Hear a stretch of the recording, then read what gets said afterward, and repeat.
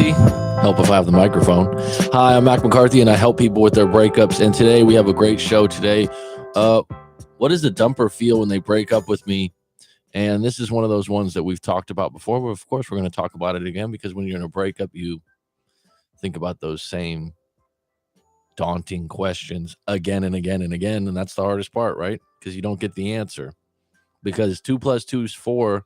Those are facts. Those are numbers. That's why we like numbers a lot of times, because it's either right or wrong. But when it comes to feelings, when it comes to what someone's thinking, actually, you don't really know. And if you think about it, let's take a step back from being in a breakup or a relationship and just being human beings involved in interactions with other human beings, such as the DMV, such as buying coffee. How often do you know what someone's thinking? Now, we have all these things out there on body language, tone, words versus actions. And you can go on the internet now and you can become an expert on body language, or think you are. You can be an expert on words. You can be an expert on all these things. But the reality is you still don't know what someone's thinking at any given moment, do you? And I'd add that to psychics. There's a lot of good psychics out there. I believe that there are such things as psychics, people that can tell the future and know things about you, but they don't know everything. Okay? And so when you're in a breakup and you're thinking, what is my ex thinking? Good luck. Think about it like this. When you were together and you sat there and you thought, when you're in the same room, maybe watching a movie, maybe having dinner, if you really sat there and thought, let me see if I can think what they're thinking, what would be the odds that you would be able to guess?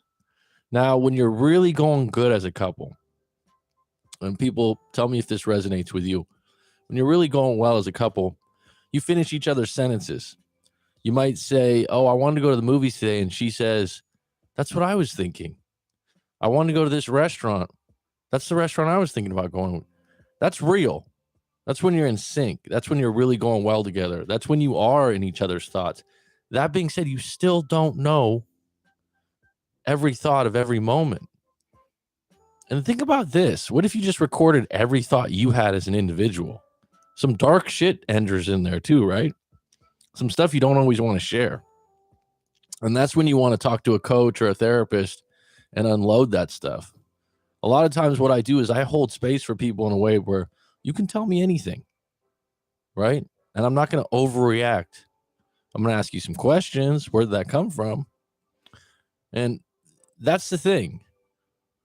The reality is you won't really know exactly what the dumper is going to feel. But I got a statement on that, and I'll get into that in a moment. But if you have a breakup right now or relationship issue or just a problem in general that you want to talk to me about, go to writemac.com to book a live coaching session. Or if you want to do some hypnosis, some hypnotherapy, I also offer that. And another modality called emotional freedom technique, which is tapping and telling your story. Been certified in all of those, and it's really been helping people. So if you got questions about that or the topic today, put them in the chat, put them in the comments below if you watch this video later on. Let's get into it. So it depends on the breakup and the person. There's no one size fits all. Most people that answer this question will just tell you how they would feel if the same situation happened to them, or they might even guess. And what I'm talking about is the question of what is your ex thinking, or what is the person that dumped you thinking, if that was the case. Now, in my case as a coach, I gather intel from your story and what has actually happened.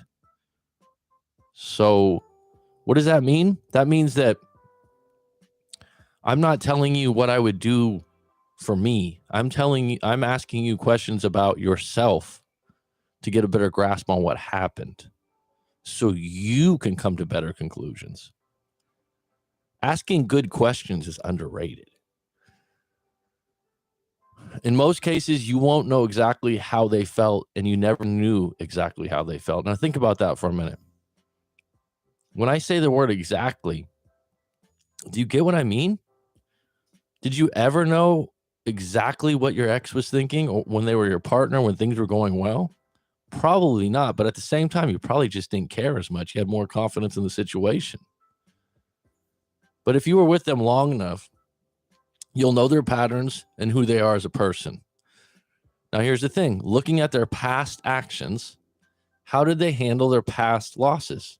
Job loss, breakups, family loss? Do they push it to the side, or do they cry their eyes out for 2 days and then they're okay? Because that's probably how they're going to handle your breakup. Now, a lot of times someone will tell you when they're in a relationship and you're getting to know each other and you're having good conversations, they'll say, well, when I break up, I'm done. You'll never see me again. And you might just brush that off as a throwaway statement, but you're next. That's how they're going to handle your breakup. Now, here's the thing. People can put on a front. They can put on a really good show when it comes to, I don't care. Once I'm done, I'm done. The reality as a human being, if you were with someone 2, 3, 4 years and they were there for you, it's just not that easy. They can tell you or show you whatever they want, but what's inside? And if you don't know, you don't know. And that's the part where you got to accept that you just don't know. Ignorance is bliss, they say. There's some truth to that. That's why it's said a lot. And what does ignorance mean? You don't know what you don't know. It doesn't mean you're stupid. Now, what have you been through together? This really lines up. What have you been through together? What have you been there for them? You know, those things line up. We went through this. We went through that. I remember I had a client in the past that was from New Orleans, said that with a weird accent. And they got married after being together for 4 or 5 years. They had a long relationship. And Hurricane Katrina happened. I don't know if everyone's familiar with that. But it's basically a natural disaster, right? I mean, homes were upended, and her partner's parents lost their home in the hurricane. And this home had been in the family for years. And she said, God, you know, that was the beginning of the end when I think about it, because we had to take care of his parents and they had to move in with us. And it really took away from our relationship and it made a lot of stress. And I said, look, looking back in that moment, you got someone's parents that just lost their home. Someone's probably in their 50s or 60s and they're gutted. And you sacrificed a piece of your life. You actually did the right thing in that moment. Regardless of what happened in your breakup, regardless if you think it affected your relationship, as a human being, taking those in-laws in when they lost their home in a hurricane was the right thing to do. You think you're really going to regret that on your deathbed? It totally shifted her perspective. It was like an enlightened moment, like, yeah, you're right.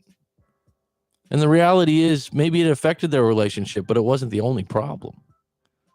Because afterwards, the guy ended up with another guy.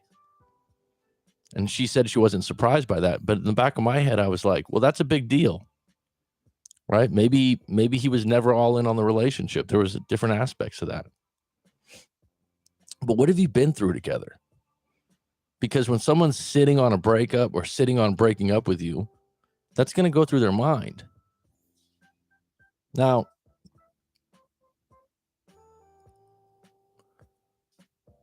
what happens is that they will miss you if you were a good partner and you let them sit on the breakup. That doesn't mean they will tell you that, because stubbornness and pride come into play. Drugs and alcohol come into play. So there's variables there where someone could be missing the hell out of you. And I get plenty of clients that come to me and go, I really miss them, but I'll never tell them. They should know already. They don't ever want to drop their cards, especially if they broke up with you. Okay? Most of the time, the dumper has built a case of why they broke up with you. How good is the case, and how dug in are they? Questioning that case usually makes them dig in more. So if you say, well, that's not true, or this isn't true, or I'll quit that bad habit, or I'll get a better job, You haven't done it yet. They don't believe you. They've already built their case. Now, here's the thing. If you leave them alone or go into no contact, they'll start reflecting more on the entire relationship. So they'll look back, and this will be the same if you left a job. They'll start looking at it, not just the bad parts, but the good parts. They'll see the forest, not just the trees. Okay? Now, in cases where they're seeing someone new, that's going to run its course. So people will say, well, they're seeing someone new. But many times a new flame or a crush can't replace 2 or 3 years of love and trust. Now, if your relationship was 2-3 years plus of love and trust, which are two really key things that go hand in hand, even if they have a new flame, a new crush, someone that's exciting, someone that's different than you, it's going to have to play out. And in some cases, they'll realize after the fact that they really do miss you because that new person is not you. But the key to that is how good was your relation and how good a partner were you? Because that's going to wear on them over time.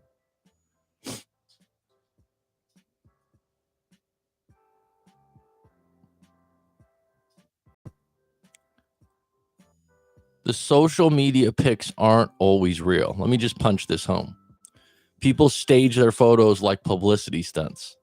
Okay. So this is probably one of the biggest antagonist things going on in breakups right now, whether it's on purpose or not on purpose. People stage their photos. They've been doing it for years. Smile. Someone, I can smile, you can smile and not be really happy. It's kind of part of life, right? It's part of who we are. So when you think to yourself, what are they thinking? Oh my God, they look so happy in their pictures. It could be complete bullshit. You'll never know. Stay away from the photos, stay away from the social media because it's just not real and it doesn't serve you. Period. All right, we got a couple stories in. And I'll get to the comments at the end of the stories, but keep them coming. Any questions, any topics you want me to talk about, I'll get on deck with that after these couple stories here. But before I get into that, going back to the people staging things, I was just talking to someone recently about this. There's a book called The 50th Law by Robert Greene, and he basically talks about 50 Cent, the rapper, and how he made it and whatnot. And it was really interesting that actually a lot of these beefs or problems in the music community or even in Hollywood, a lot of this stuff staged. It creates publicity. It's audacious. It's what keeps people coming. The same reasons you love Howard Stern are the same reasons you hate Howard Stern. Donald Trump is another figure. You love or hate him. It's polarizing. So they create these situations that create a lot of publicity. And so I was shocked being a rap and a hip hop fan when I was young that these beefs or these problems that they talk about in rap songs, a lot of times, not always, but 50 Cent even admits that he would put on a show that, that he would break glass and act angry over some record release and then get it reported for publicity. This was in the book. And so this is one of those things where I have people come to me after their breakup and go, yeah, I lied about my picture. I lied about hooking up with someone else because I want them to know and I know it works. In some cases, it can work if the individual that's your ex has a big ego and they get jealous. Yeah, absolutely. No ifs, ands, or buts about it. But it doesn't increase the likelihood of you guys being together long term because you're building something on lies and bullshit. So let me get into the stories. Coach Mac, I know a lot of people want to know. Hold on a sec. Let me just timestamp this.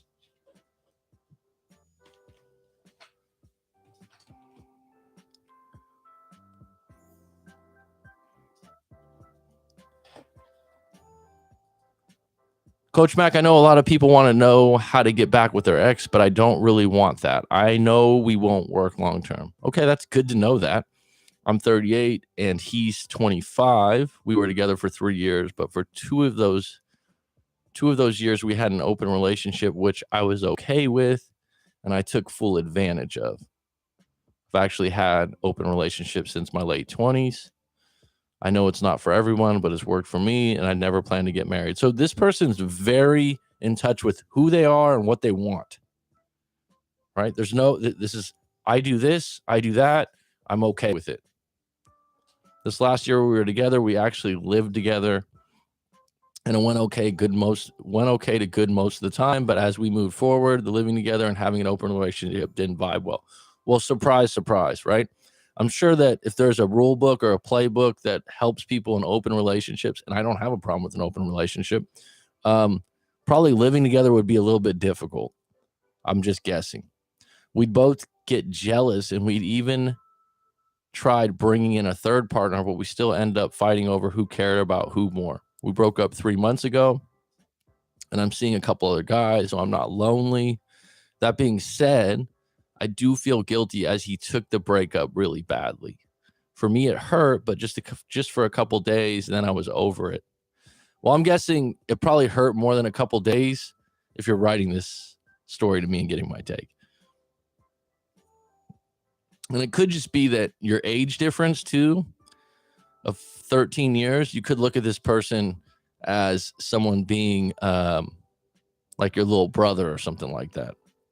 In other words, your maturity and what you've been through, you're a little harder in the sense that the thing that got me is he wrote this long letter to me at the end conveying his feelings for me and how I was the only person he ever loved. I get teary-eyed writing that. I just knew the age difference. It was never long-term. And actually, I was very surprised that he didn't see it coming. I guess it's his youth. Well, I mean, that's not your responsibility, but in the back end of that, you obviously knew that you didn't have intentions of being with this person long term. About 2 weeks after the breakup, I ran into him at a local bar we used to go to, and he was a little tipsy, but he kept his composure and he just said hi. Then proceeded to ignore me and not even look my way. Well, what do you want? See, this tells me right here that you are surprised that they would ignore you after you broke up with them and he said you're the love of his life. And now it upsets you that he doesn't want to have a civil conversation or show you attention. Give me a break. And this was the last time I saw him. Now, 2 days ago, I saw him with another woman. That was actually someone I introduced him to at a dinner party. Now I'm wondering, was his letter just BS? Did he ever really love me? Well, the question is, did you ever really love him? Number two, you broke up with him. You are acting like or conveying in your letter here that you knew it was never going to last, that you feel sorry for him and because he loved you so much. And now you're wondering, wow, did he really ever love me? Get over it. Move on. Prove to me and prove to yourself that you're this tough of a person that you can just move on. The fact that you're a little upset that he ignored you when you saw him in public after you broke up with him. So I think what you're not realizing, I think that you want this person to hurt over you because it makes you feel important. That would be my guess. Now you're going, did he ever really love me? See, you're making it about you. And from the beginning, I know this, I want this, I'm this. The whole story is about you. That's okay. That's how you rule. That's how you rule the relationship. That's how you stay away from the dark parts, right? But the reality is, who knows if he ever really loved you? It was just a moment. But I think you're being a bit selfish on this one.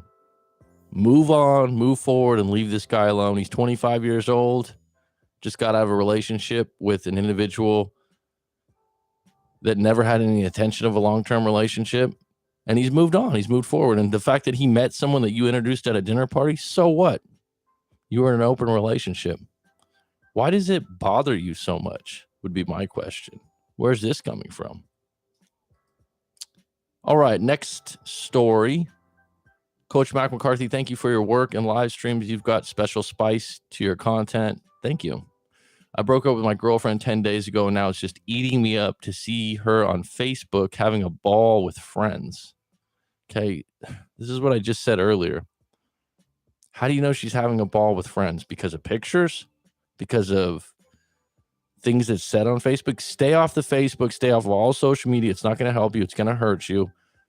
You have control and power over that. Block them. Take a Facebook fast. Do whatever it takes, but get the hell off of there. It seems like she's going out every night. You're broken up. You don't want to know that. You don't want any details of that. Stay away from it. It's not good for you. It's kind of like if you went to the doctor and the doctor said, you said, oh, my stomach's really been bothering me. I don't know what it is. It's acid reflux. And the doctor said, well, what have you been eating? And you go through a list of things you've been eating. And the doctor goes, oh, don't eat that. That's what's causing your acid reflux. It's the same exact thing as you going, oh, I was on Facebook and I saw this, this, and this. In a breakup, it's like, well, don't go on Facebook. We were together for 4.5 years and lived together 2 years. We are both in our late 20s. I started working from home during COVID, and I'll be the first to admit I let myself go. I gained a lot of weight and just didn't care as much about my figure. Okay. In our last talk before breaking up, my now ex was completely upfront. I had let myself go, and that me wearing slippers and sweatpants long into the afternoon was a total turnoff. I said, why didn't you tell me? All right, well, this is one of those things that happens a lot. Someone lets themselves go. They get comfortable. Certainly, this has probably happened more during COVID and working at home and just being down and out. But it's not your partner's responsibility to tell you to stop wearing slippers and sweatpants and not get too fat. And by the way, in certain cultures and certain areas of the world, including America, calling someone fat or overweight is extremely sensitive to some people. When it's, if people get really upset. Wow, that's you actually called me that? They said they did. So just to go back to that statement, I had let myself go. Me wearing slippers and sweatpants long into the afternoon was a total turnoff. I said, why didn't you tell me? They said they did. And that's also why the intimacy went to nil the last 6 months. So I asked, why did you even stay with me? And again, they said, honestly, I wanted to finish out the lease and I thought maybe things would get better, but they just continued. So right here, this is a very transparent conversation about your breakup. You want to take it personal. You want to take it any way you want, but they're telling you, look, you let yourself go. From what I'm reading here, you agree. Yeah, you let yourself go. Oh, why didn't you tell me? Why didn't you warn me? Secondly, they're saying, well, why'd you stay with me? Even though we had no intimacy for 6 months. Well, I wanted to get through the lease and have, get through the lease and see if things change. And you're going to take that as, I can't believe it. It was all about the lease. Well, I mean, when you live together, a lot of times the idea of sharing a place is a big deal. There's a lot of people that contact me and go, oh, I can't believe they left me. And now I have 3 months on this lease and I don't know how to pay it. So to me, that's not actually that bad a thing. Okay. You can get your deposit back most likely, and you can move out, move on, and hopefully get on a diet or get in the gym or whatever it takes. But this is a wake-up call for you. Now at least I thought maybe things would get better, but they just continue. Now here I am crying a river over an ex that only cared about my body and getting half the rent paid. Okay, so this is huge. Okay, that's not what they said. What they're telling you when they broke up, they don't like someone in sweatpants and their slippers till the afternoon. You admitted that you let yourself go. When you get with someone and you change your appearance drastically, whether that's getting fat or overweight or not taking care of yourself, that you're not the person they fell for. It's fair to say that they could leave that relationship saying, this isn't what I signed up for. Secondly, they never said I wanted to get half my rent paid. They said I wanted to finish out the lease. Now that could be conveyed as, I wanted to be responsible for my half of the rent, so you weren't left hurt. See how you turn this into a victim statement? I'd highly recommend we do a live coaching session and hash this out, because this kind of victim statement is not going to serve you moving forward. I mean, that's what she told me, and then I broke up with her because I knew that that's the only card to play. Well, here's an interesting thing about that. Yeah, it sounds to me like she was breaking up with you, and maybe you felt like, oh, let me take this over. But the reality is, it was the beginning of the end when that conversation happened. What she said to me was true, but wrong. ? I'm not sure if it was wrong, because is the truth wrong? That's an oxymoron, isn't it? Is the truth wrong? I'd prefer to say you can't handle the truth. I was there for her when she got really sick for over a month. I took care of her, and now you're going to break up over sweats in the afternoon? Come on. Is she serious? I think it's more than the sweats in the afternoon. I think it's this complete change in appearance, probably. The fact that you took care of someone for a month while they were sick and you were together for 4.5 years, you know what? Kudos to you. Great job. But that doesn't allow you to sit on your ass and let yourself go in a relationship. Okay. And I don't know how far that went, but you obviously agreed. Yeah, I kind of did let myself go. I mean, if you had a before and after picture, pull it up.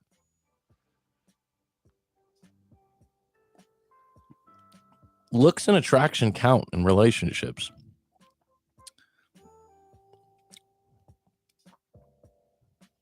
She told me she loved me every day for 2 years and kissed me goodnight 1,000 times. Then this. Well, I know you're exaggerating. 1,000 times?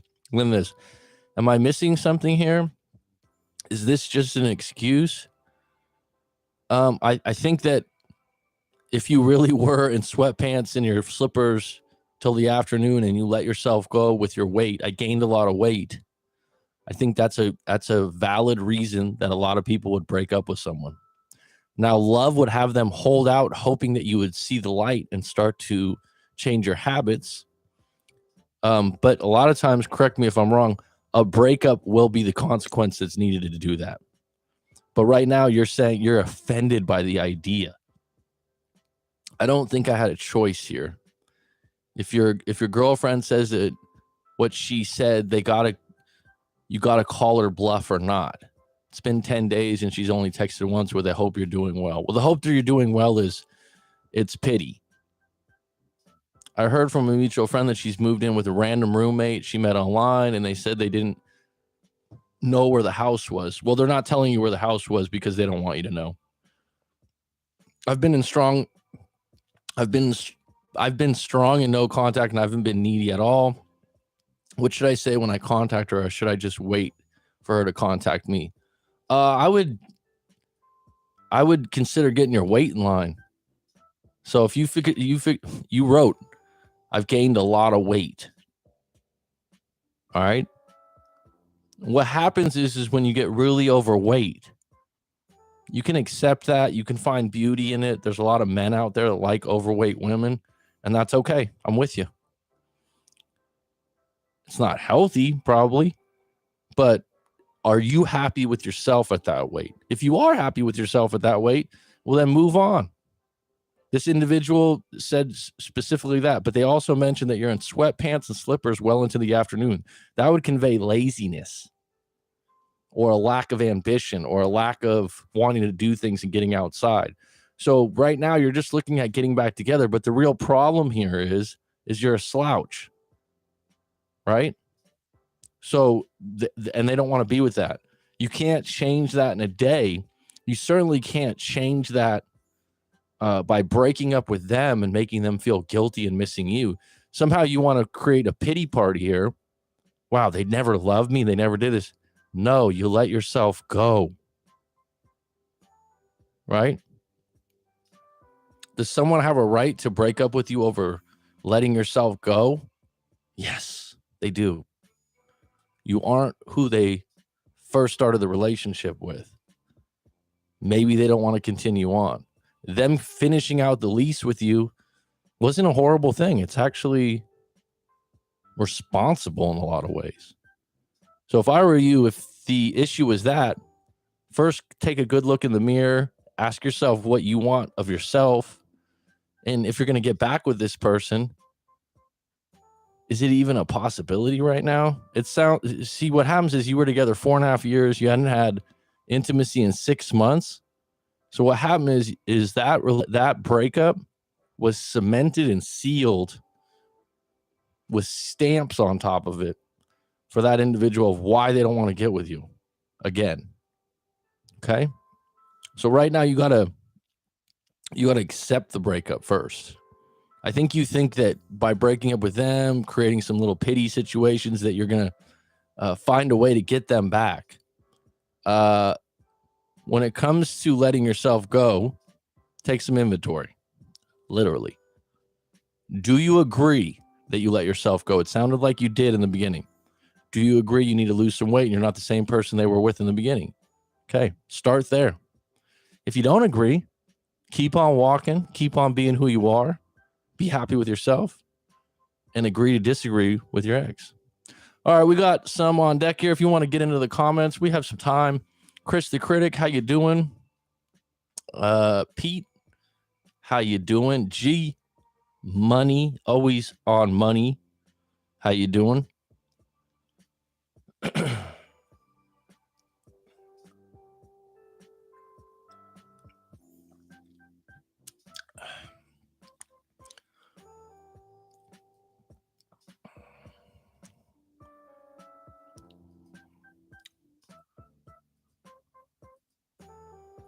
And the breakup stories keep coming. It's amazing, huh?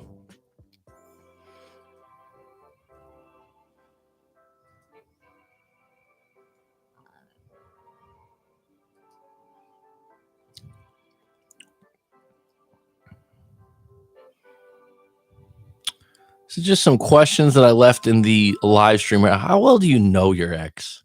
Isn't that a good question? How well do you really know your ex? I think people don't realize that people change usually post breakup, and then they do things that you go, I can't believe they did that, because they're a new person with a new identity and a new direction. And you think to yourself, did I ever really know them? But in some cases, some people just don't read people well. They don't take notes. They don't remember things. But the question is, this is really interesting. How well do you know yourself? How well do you know that you're just on a program also doing things that probably you picked up from your parents or your guardians? How well do you know yourself in the breakup and the life situations that you're in right now and the reason you're reacting the way you are?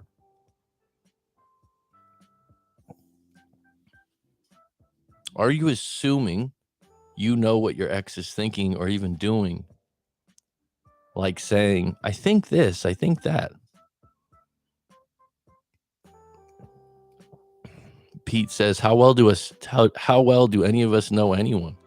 Pete, it's such an underrated throwaway statement, bud. It's so interesting because doing what I do and talking to people, and me and Pete have talked before, and getting to know people, when people get deeper and deeper in the layers of who they are and why they make the decisions they are, and all you do is you just ask questions, right? You get to the layers of it. The worst of habits, the most shocking of things make more sense once you get to know someone.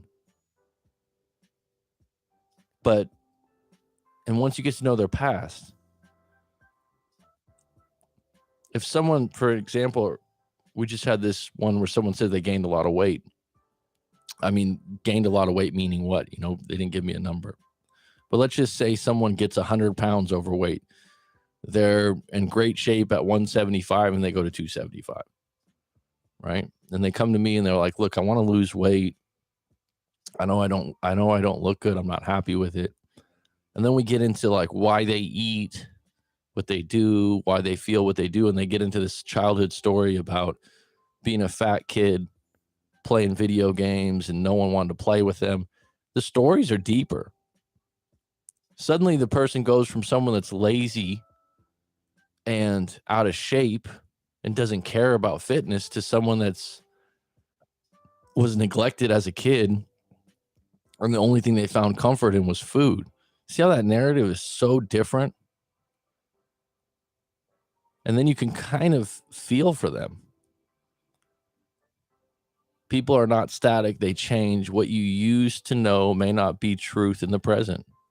Well, I like to say, there's a client I just had that someone had a trigger statement of just shut up. Right? Like, I literally, if you said shut up to this person, they'd get really pissed off. And a lot of people, I don't use shut up quite a bit, but like they might just go, oh, shut up. Right? I remember I worked with a guy in my early 20s. He was a stock guy. I worked in a shoe department. And yeah, the Al Bundy jokes are coming, right? This was when I was 19, 20 years old. And I said some throwaway statement like, yeah, fuck you. And the guy just flexed on me. What'd you say to me? We don't talk like, and he was from New York. He had a big tattoo on his neck that said respect. And we were cool. I thought we were cool. Like he just thought that was unacceptable to him. He just flashed. And I thought to myself, I wasn't even scared. I was just like, what the fuck? Yeah, I didn't mean it that way. And he's like, I don't accept that kind. Sometimes, and then you go, what's wrong with that person? Something triggered them. Something from their past, from those words, that action, that face that you made. And they just replay an old moment and weave it into the new moment. And you're lost because you're like, I wasn't there for that old moment. Where's this coming from? People go through accidents, they get old, etc. So nobody is really the same as you sign up for, but self-care is important. Parisa, thank you. And if you're doing it right, you're evolving, right? You're changing, you're noticing those things. You really are. But when someone goes, what is my ex thinking? I get this question actually a lot in different forms. Just recently, we were unpacking this in a coaching session, and this is a client that I've had for 3 years now. So we don't talk all the time, but when he has relationship issues or something else, we talk. And so we're talking. I said, well, it could be this, could be that. And he goes, well, are you sure? I said, no, I'm not sure. We're talking about this, right? When I say something and someone goes, well, I don't think that's true. I don't go, well, you're wrong. Unpack.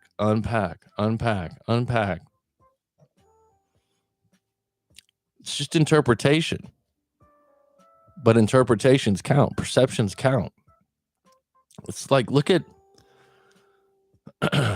possibilities, right? This is what happens when you really get stuck, right? And how many times in a breakup, a bad time in your life, you get stuck. What you're stuck on is just hyper focus on one outcome. Because when you look at things, there's multiple possibilities and outcomes, right? And you got a microscope like that. This is all you can see. So, for example, if someone goes, I know there was someone else. I just know it. How do you know? Well, I don't have any evidence yet, but I just know this person. I know that. Well, let's just go through the possibilities of maybe they're not with someone else. Or the idea that you have power to not know, and that's okay. How much beauty is there in accepting when you don't know something?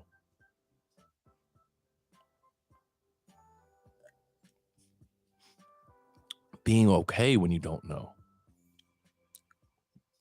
Stop trying to crack the case. I find they drop little I'm not happy hints. You have to take those more seriously than they sound. All right, good point, Chris the Critic. Especially in my experience coaching women and men, women tend to like to hint more. This pisses off men because they go, I didn't see that. I didn't hear that. Well, you weren't paying attention. But hints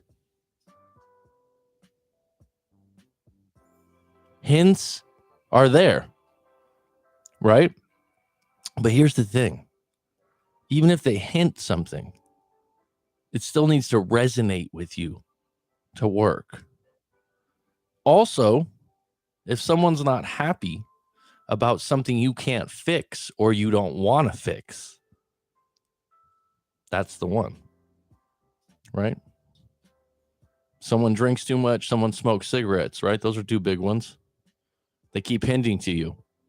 You got to stop drinking. Do you really want to stop drinking or smoking cigarettes? The question is, a lot of times when people don't take hints, subconsciously they know the hints are there. They're waiting for a consequence. Or are you more motivated by consequences or rewards? Or both?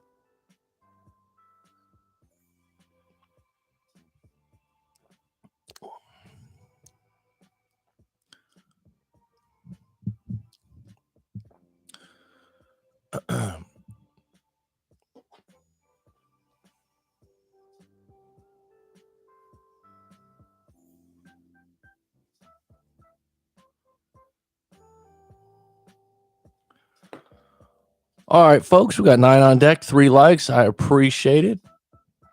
I'll be on deck 10 a.m. the whole week.